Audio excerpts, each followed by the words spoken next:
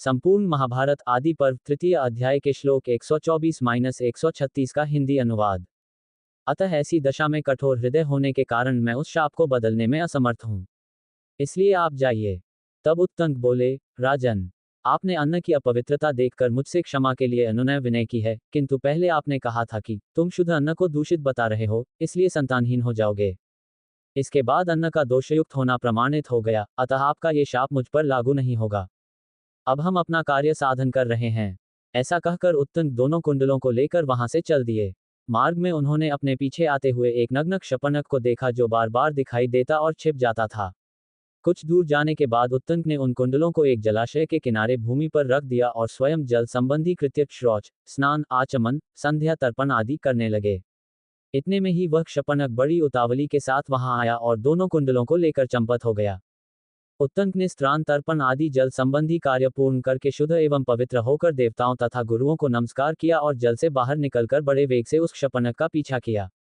वास्तव में वह नागराज तक्षक ही था। दौड़ने से वह उत्तंक के अत्यंत समीपवर्ती हो गया। उत्तंक ने उसे पकड़ लिया। पकड़ में आते ही उसने क्षपनक का रूप त्याग दिया और तक्षक नाग का रूप धारण करके वह सहसा प्रकट हुए पृथ्वी के एक बहुत बड़े विव में घुस गया। बिल में प्रवेश करके वह नागलोक में अपने घर चला गया। तदनंतर उस क्षत्राणी की बात का स्मरण करके उत्तंक ने नागलोक तक उस तक्षक का पीछा किया। पहले तो उन्होंने उस विव को अपने डंडे की लकड़ी से खोदना आरंभ किया, किंतु इसमें उन्हें सफलता न मिली। उस समय इंद्र ने उन्हें क्लेश उठाते देखा तो उनकी सहायता के लिए अपना वज्र भेज दिया। उन्होंने वज्र से कहा, जाओ, इस ब्राह्मण की सहायता करो। तब वज्र ने डंडे की लकड़ी में प्रवेश करके उस बिल को विदीर्ण कर दिया। इससे पाताल लोक में जाने के लिए मार्ग बन गया। तब उत्तंक उस बिल में घुस गए और उसी मार्ग से भीतर प्रवेश करके उन्होंने नागलोक का दर्शन किया, जिसकी कहीं सीमा नहीं थी, जो अनेक प्रकार के मंदिरों, महलों, झुके हुए छज्जों वाले ऊंचे ऊंचे मंडपों तथा सैकड़ों दरवाजों से सुशोभित और छोटे बड़े अद्भुत क्रीड़ा स्थानों से व्याप्त था। वहां उन्होंने इन श्लोकों द्वारा उन नागों का स्तवन किया। ऐरावत जिसके राजा हैं, जो सम्रांगण में विशेष शोभा पाते हैं, बिजली और वायु से प्रेरित हो जल की वर्षा करने वाले बादलों की भांति बाणों की धारावाहित वृष्टि करते हैं, उन सर्पों की जय हो। ऐरावत कुल में उत्पन्न नागगणों में से कितने ही सुंदर रूप वाले हैं, उनके अनेक रूप हैं, वे विचित्र कुंडल धारण करते हैं तथा आकाश में सूर्य देव की भांति स्वर्गलोक में प्रकाशित होते हैं। गंगा जी के उत्तर तट पर बहुत से नागों के घर हैं, वहां रहने वाले बड़े बड़े सर्पों की भी मैं स्तुति करता हूँ। संपूर्ण महाभारत आदि पर्व तृतीय अध्याय के श्लोक 137-153 का हिंदी अनुवाद। ऐरावत नाग के सिवा दूसरा कौन है, जो सूर्यदेव की प्रचंड किरणों के सैन्य में विचरने की इच्छा कर सकता है। ऐरावत के भाई धृतराष्ट्र जब सूर्यदेव के साथ प्रकाशित होते और चलते हैं, उस समय 28,008 सर्प सूर्य के घोड़ों की बागडोर बनकर जाते हैं, जो इसके साथ जाते हैं और जो दूर के मार्ग पर जा पहुंचे हैं। ऐरावत के उन सभी छोटे बंधुओं को मैंने नमस्कार किया है, जिनका निवास सदा कुरुक्षेत्र और खांडव वन में रहा है। उन नागराज तक्षक की मैं कुंडलों के लिए स्तुति करता हूँ। तक्षक और अश्वसेन ये दोनों नाग सदा साथ विचरने वाले हैं। ये दोनों कुरुक्षेत्र में इक्षुमती नदी के तट पर रहा करते थे।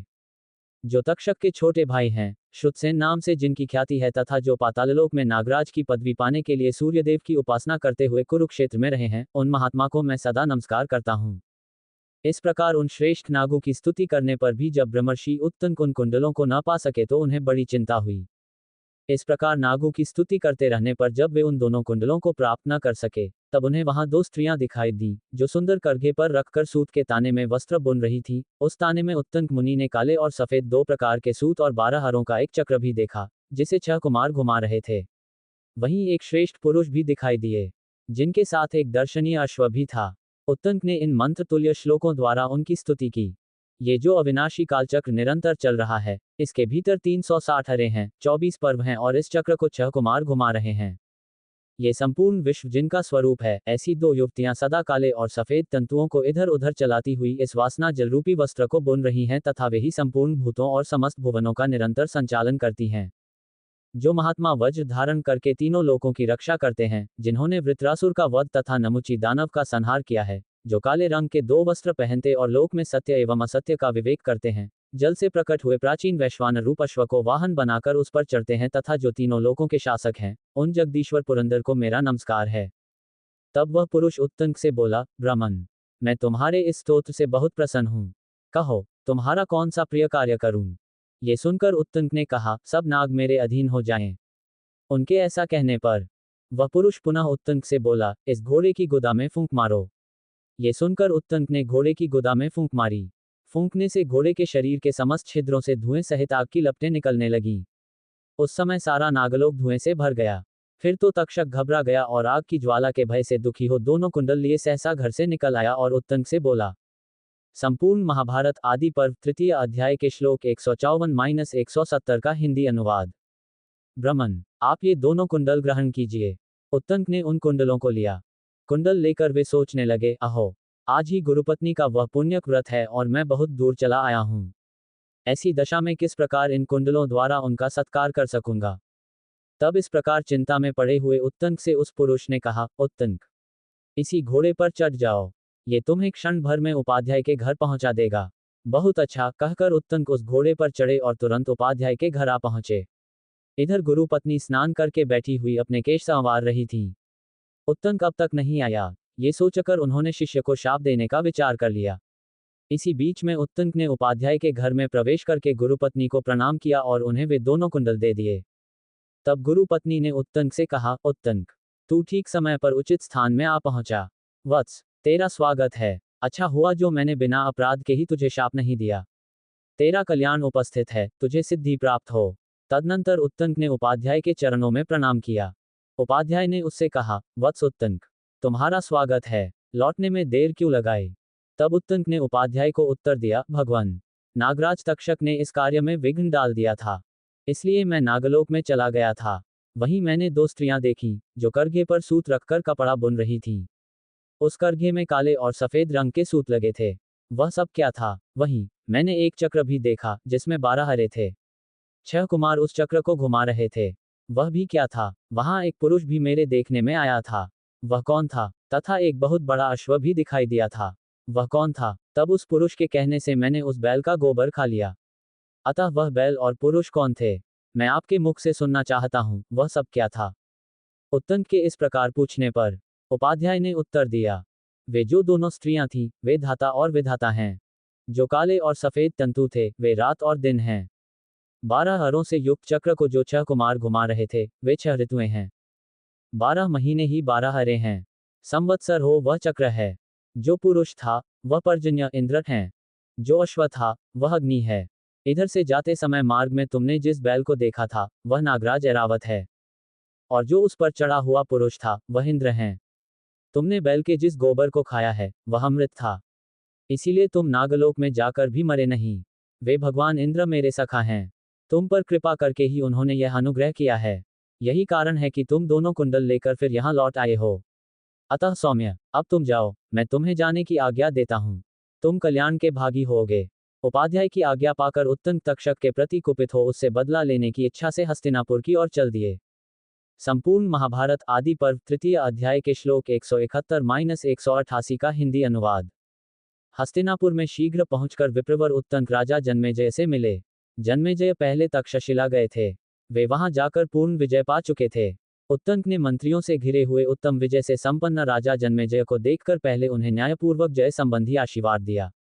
तत्पश्चात उचित समय पर उपयुक्त शब्दों से विभूषित वाणी द्वारा उनसे इस प्रकार कहा, नृपश्रेष्ठ, जहां तुम्हारे लिए करने योग्य दूसरा कार्य उपस्थित हो, वहां अज्ञानवश तुम कोई और ही कार्य कर रहे हो।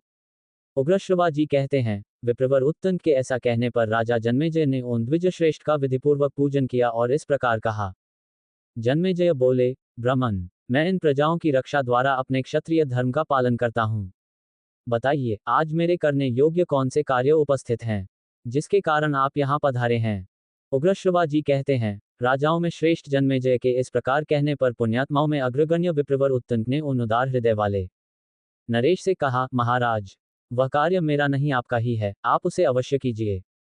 इतना कहकर उत्तंक फिर बोले, भूपाल शिरोमणे, नागराज तक्षक ने आपके पिता की हत्या की है, अतः आप उस दुरात्मा सर्प से उसका बदला लीजिए। मैं समझता हूँ शत्रुनाशन कार्य की सिद्धि के लिए जो सर्प यज्ञ रूप कर्म शास्त्र में देखा गया है, उसके अनुष्ठान का यह उचित अवसर प्राप्त हुआ है। अतः राजन, अपने महात्मा पिता की मृत्यु का बदला आप अवश्य लें।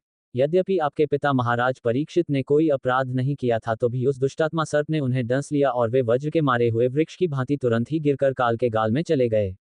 सर्पों में अधर्मी तक्षक अपने बल के घमंड से उन्मत्त रहता है। उस पापी ने यह बड़ा भारी अनुचित कर्म किया। वे महाराज परीक्षित राजर्षियों के वंश की रक्षा करने वाले और देवताओं के समान तेजस्वी थे। कश्यप नामक एक ब्राह्मण आपके पिता की रक्षा करने के लिए उसके पास आना चाहते थे, किंतु उस पापाचारी ने उन्हें लौटा दिया। अतः महाराज, आप सर्पयज्ञ का अनुष्ठान करके उसकी प्रज्वलित अग्नि में उस पापी को होम दीजिए और जल्दी से जल्दी यह कार्य कर डालिए। ऐसा करके आप अपने पिता की मृत्यु का बदला चुका सकेंगे एवं मेरा भी अत्यंत प्रिय कार्य संपन्न हो जाएगा। समूची पृथ्वी का पालन करने वाले नरेश, तक्षक बड़ा दुरात्मा है। पापरहित महाराज, मैं गुरु जी के लिए एक कार्य करने जा रहा था, जिसमें उस दुष्ट ने बहुत बड़ा विघ्न डाल दिया था। उग्रश्रवा जी कहते हैं, महर्षियों, ये समाचार सुनकर राजा जन्मेजय तक्षक पर कुपित हो उठे। उत्तंक के वाक्य ने उनकी क्रोधाग्नि में घी का काम किया। जैसे घी की आहुति पड़ने से अग्नि प्रज्वलित हो उठती है, उसी प्रकार वे क्रोध से अत्यंत कुपित हो गए। उस समय राजा जन्मेजय ने अत्यंत दुखी होकर उत्तंक के निकट ही मंत्रियों से पिता के स्वर्गगमन का समाचार पूछा। उत्तंक के मुख से जिस समय उन्होंने पिता के मरने की बात सुनी, उसी समय वे महाराज दुख और शोक में डूब गए। इस प्रकार श्री महाभारत आदि पर्व के अंतर्गत पौष्य पर्व में पौष्याख्यान विषयक तीसरा अध्याय पूरा हुआ।